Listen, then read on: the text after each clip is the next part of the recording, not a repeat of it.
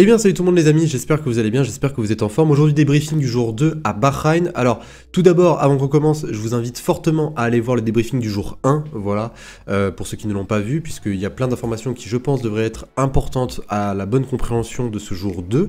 Alors il faut savoir juste une chose, par rapport à cette vidéo, je vais la faire par écurie, encore une fois, voilà, mais cette fois-ci par rapport au jour 1, il y aura beaucoup plus d'informations, et parce que, en fait, pendant ce jour 2, c'était vraiment la journée des problèmes, et je ne rigole pas, il y a eu des problèmes pour toutes les écuries, à peu près, à part Mercedes, Ferrari, qui a été un petit peu épargné, et même Red Bull, mais sinon, au niveau des autres écuries, c'était vraiment très très compliqué. Bon, après, c'est des jours d'essai, c'est normal qu'il y ait des problèmes, il ferait mieux que ces problèmes apparaissent maintenant que pendant les Grands Prix. En tout cas, on perd pas plus de temps, vous connaissez déjà la chanson, on like pour le travail, on s'abonne si ce n'est pas déjà fait, et on est parti pour le débriefing de ce jour numéro 2. Alors les amis, avant que je vous donne toutes les informations, on va quand même faire un point sur le classement de la matinée et de l'après-midi.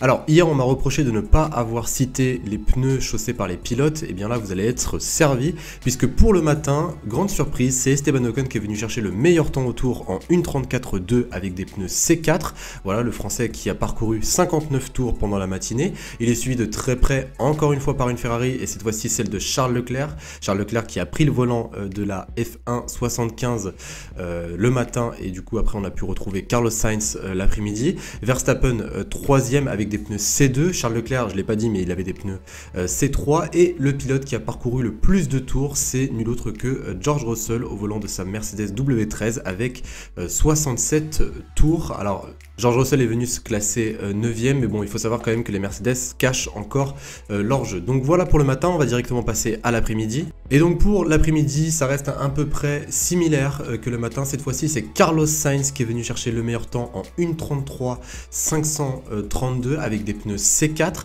Il est encore une fois suivi par une Red Bull, celle de Max Verstappen qui fait à peu près la même prestation que pendant la matinée. Lance Stroll est venu se classer 3ème, Hamilton 4ème, Esteban Ocon 5ème, mais Esteban Ocon a parcouru quand même 111 tours pendant l'après-midi, donc c'est pas forcément rien.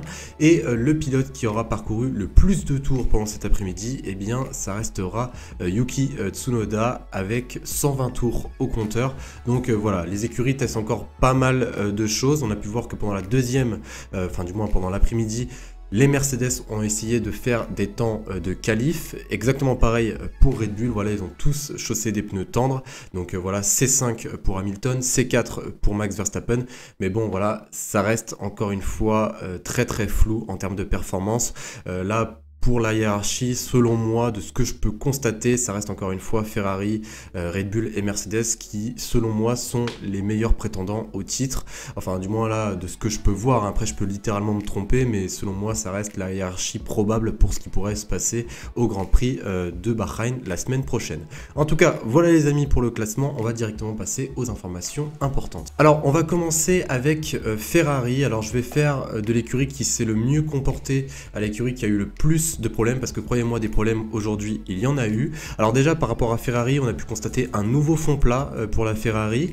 Il y a presque plus de marsouinage pour la F1 75. Après ça reste encore assez compliqué, hein. On a bien pu le constater, les pilotes rebondissent encore, notamment Carlos Sainz pendant l'après-midi, on a bien pu le voir en caméra embarquée.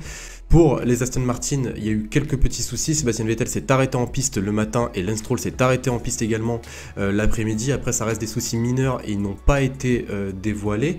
On va directement passer à Red Bull. Alors, Red Bull, c'est une des seules écuries à avoir adopté des suspensions à tirant. Ça reste quand même assez important que je vous le signale, puisque au final, elle est totalement à l'opposé, par exemple, des suspensions de la Mercedes ou de la Ferrari. On a appris, grâce à la F1 TV, que les premières grosses mise à jour de la Red Bull était en train d'être posée. Red Bull devrait introduire les nouveautés demain en fin d'après-midi, donc franchement j'ai hâte de voir qu'est-ce que ça va donner. Au niveau de la petite sœur maintenant de Red Bull, AlphaTauri, il y a eu énormément de marsouinage. En même temps, elles ont un petit peu plus roulé que les autres, notamment Yuki Tsunoda, comme je l'ai dit tout à l'heure. Ça n'a pas forcément empêché Yuki Tsunoda de faire énormément de tours. Maintenant, on passe directement à McLaren. Alors McLaren, c'était un petit peu plus compliqué pour eux, puisque déjà, première chose, Daniel Ricciardo est en ce moment malade. Plusieurs tests Covid ont été faits sur lui, tous négatifs. Donc voilà, il est malade. Il n'a pas pu prendre le volant, que ce soit le matin ou l'après-midi. Donc il a été remplacé par Lando Norris. Le matin, McLaren a souffert du même problème qu'hier au niveau du système de refroidissement des freins. Vous allez voir que les freins, ça a été vraiment un énorme problème aujourd'hui. On va y revenir bien évidemment. En tout cas, Lando Norris a toujours été en difficulté avec ses freins, ça a bien pu se voir, le pilote britannique a bloqué énormément de fois les roues. Ils attendent de nouvelles pièces pour régler le problème de surchauffe des freins et l'après-midi, il s'est encore une fois arrêté en piste, mais bon, il y a eu quand même pas mal de tours parcourus par la McLaren de Lando Norris, donc à voir et à déterminer qu'est-ce que ça va donner dans les prochains jours, ou du moins demain pour la dernière journée. Au niveau de Haas maintenant, en raison d'un retard, Haas roulera du coup 4 heures supplémentaires réparties entre aujourd'hui et demain, donc ça sera 1 heure ce soir pour Kevin Magnussen et 1 heure demain matin également pour Kevin Magnussen. Quant à lui, Mick Schumacher roulera demain soir 2 heures. Gunther Steiner a confirmé qu'il y avait bien 2 écuries, parce que hier je vous en avais parlé comme quoi il y avait 2 écuries qui s'étaient opposées au fait que Haas puisse rouler un petit peu plus de temps dû au retard de leurs pièces. Eh bien ces 2 écuries ont été révélées aujourd'hui. Il s'agirait de Alpine et de McLaren qui avaient refusé, et même à ce qui paraît Alfa Romeo était dans le coup. J'ai l'impression que je raconte une affaire criminelle.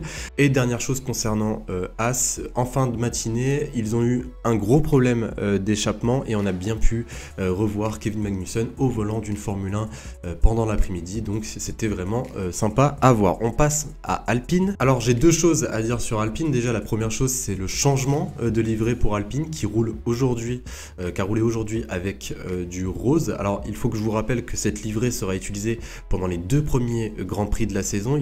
Elle sera utilisée en Arabie Saoudite et à Bahreïn. Et la seconde chose, Ocon s'est arrêté en piste encore une fois pour un problème qui n'a pas été révélé, mais en tout cas ça a été un problème assez mineur qui n'a pas eu d'impact pour la suite puisque le pilote français a pu repartir pour terminer l'après-midi. On passe maintenant à Mercedes. Alors Mercedes, on a bien pu encore une fois constater, comme je l'ai dit hier, que les pontons sont littéralement inexistants. On a l'impression qu'elle n'a pas de ponton, cette voiture.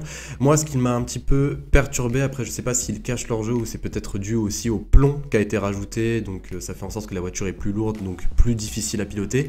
Mais moi, selon moi, la voiture a l'air extrêmement dure à piloter. J'ai pu voir un pilote comme Lewis Hamilton faire énormément d'erreurs, alors que c'est pas forcément dans ses habitudes. George Russell galère également par moment, il a fait beaucoup d'erreurs et du coup il faudrait, je pense à mon avis, changer certaines choses au niveau des réglages. Bon, après ces essais-là sont faits pour essayer plusieurs choses, mais bon, je me devais quand même de vous les signaler. Et on termine avec Williams, qui est selon moi l'écurie qui a eu le plus de soucis, notamment dû à leurs freins. Alors déjà, les freins de Nicolas Latifi le matin ont pris feu, donc du coup Nicolas Latifi n'a pas pu faire de séance le matin. Alors les amis, voilà concernant toutes les écuries, je pense que j'ai un petit peu fait le tour de tout ce qui s'est passé aujourd'hui. J'espère vraiment que cette vidéo vous aura plu, surtout n'hésitez pas à liker et à vous abonner si ce n'est pas déjà fait. Et on se retrouve demain les amis pour la dernière journée de ces essais à Bahreïn. Et sur ce, je vous souhaite une excellente journée, une excellente soirée, prenez soin de vous et je vous dis à demain. Salut tout le monde.